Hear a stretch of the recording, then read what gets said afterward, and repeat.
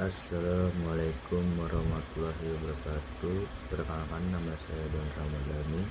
Saya dari Universitas Pancasakti, Kampus C, Fakultas Ekonomi dan Bisnis, Prodi Manajemen, dosen pengampu Bapak Dr. Son Haji, SAG, MM. Baik, di sini saya akan menjawab pertanyaan nomor 2. Sebuah perusahaan meminjam uang dari bank dengan menjaminkan sebuah properti yang dimilikinya.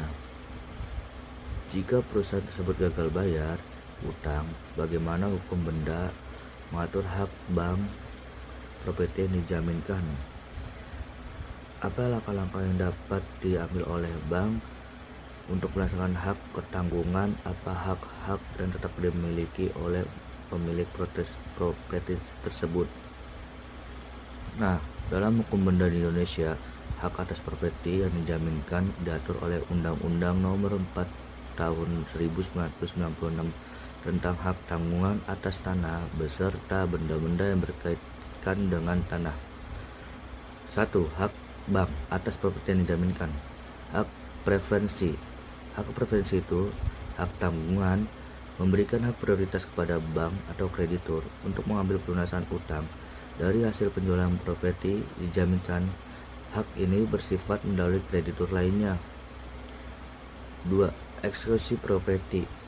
Jika debitur atau perusahaan gagal melunasi uang, bank berhak untuk mengeksekusi properti yang dijamin sebagai pelunasan utang. 2. Langkah-langkah pelaksanaan hak tanggungan. Pemberitahuan gagal bayar atau disebut galbay.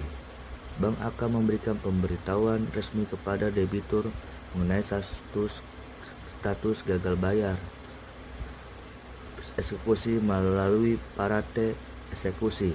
Berdasarkan pasal 6 Undang-Undang Hak Tanggungan, bank dapat langsung menjual properti yang dijaminkan melalui pelelangan umum tanpa memerlukan persetujuan terlebih dahulu atau putusan pengadilan.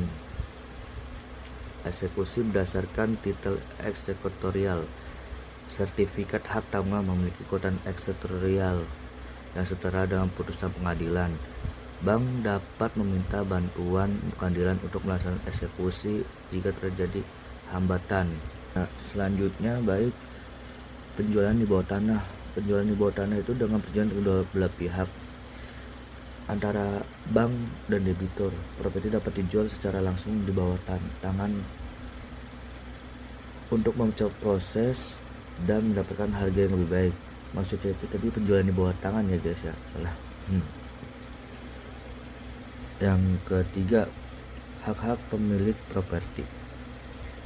Hak untuk melunasi utang sebelum eksekusi.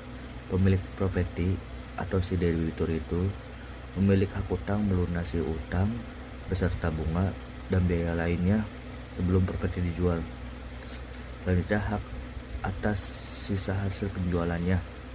Jika hasil penjualan properti melebihi jumlah utang yang terutang, sisa hasil penjualan harus dikembalikan kepada pemilik properti.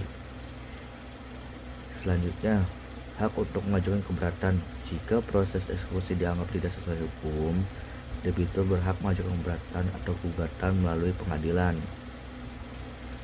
Baik, untuk kesimpulannya itu ya, properti yang dijaminkan tetap berada di bawah kepemilikan si debitur sampai terjadinya eksekusi. Artinya si debitur itu memiliki hak untuk menggunakan atau menempati properti tersebut selama utang belum jatuh tempo atau belum ada eksekusi. Dalam praktiknya proses eksekusi sering melibatkan negosiasi dan upaya penyelesaian secara damai untuk menghadapi konflik atau kerugian besar bagi kedua belah pihak. Baik, sekian, terima kasih. Saya ucapkan mohon maaf atas ada kesalahan kata-kata. Wassalamualaikum warahmatullahi wabarakatuh.